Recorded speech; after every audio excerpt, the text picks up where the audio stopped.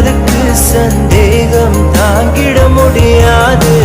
மேடும் பள்ளம் இல்லாமல் ஒரு பாதை இங்கு கிடையாது.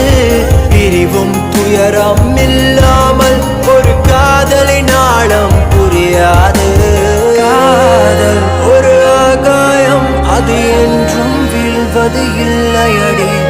கண்ணீர் ஒரு வெண்மேகம், வீழாமல் இருப்பதும் இல்லையடி. கடலுக்குள்ளே மீன் அழுதால் மீன் கண்ணீர் வெளியே தெரியாது.